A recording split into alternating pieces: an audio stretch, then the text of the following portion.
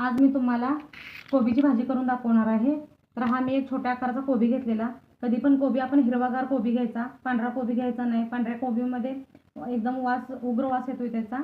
हिरवा कोबी घेतला की त्याचा वास येत नाहीये, त्यामुळे आपण हिरवा कोबी घ्यायचा शक्यतो करून। आणि गड्डा असा पोकळ असा गड्डा घ्यायचा नाही, जाडसर गड्डा घ्यायचा। आणि आता त्यासाठी आपल्याला लागणार आहे बघा साहित्य। एक टोमॅटो घेतलेला आहे मी, 5 ते 6 लसूण पाकळ्या घेतलेल्या आहेत, थोडासा कढीपत्ता घेतलेला आहे आणि थोडीशी कोथिंबीर घेतलेली आहे। फोडणीसाठी कढईत तेल घातलेलं आहे। आता यामध्ये आपल्याला जिरं मोहरी घालून घ्यायची आहे। 1 चमचा मोहरी घेतलेली आहे मी, 1 चमचा मोहरी। आपली मोहरी भाजलेली आहे बघा। आता 1 चमचा जिरं टाकायचं आहे आपल्याला। 5 ते 6 कढीपत्त्याची पानं टाकायची आहेत। लसूण टाकायचं आहे।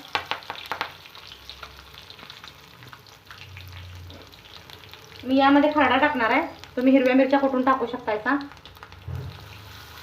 मी खरडा टाकलेला आहे 1 ते 1.5 चमचा। हळद पूड, चवीनुसार मीठ टाकायचं आहे आपल्याला।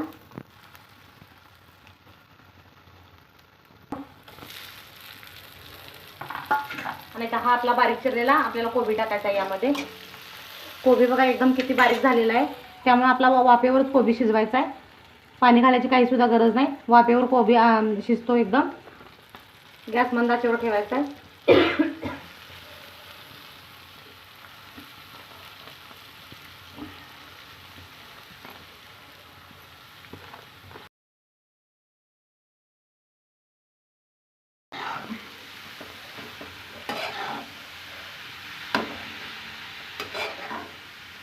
15 ते 20 मिनिटं कोबी शिजवून घ्यायचं आहे। यामध्ये तुम्ही कोणती पण डाळ टाकू शकता, मटकीची टाका, मसुरीची टाका, हरभऱ्याची टाका, कोणतीही डाळ, याला काही प्रॉब्लेम येत नाही, टाका।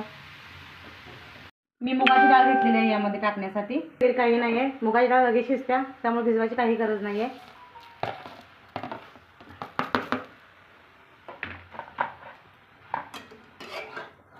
तुम्हाला याला शेंगदाण्याचं मोठं मोठं कूट जरी टाकला तरी पण चालतंय, डाळ जर नसेल तर।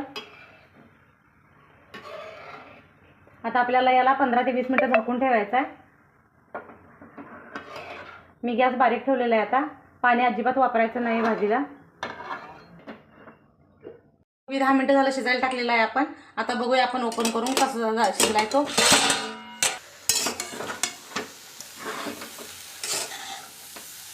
बघा अशा प्रकारे आपली कोबीची भाजी शिजून तयार झालेली आहे। मी पाण्याचा वापर अजिबात केलेला नाही, तरी पण आपला कोबी खाली अजिबात कुठं लागलेला नाहीये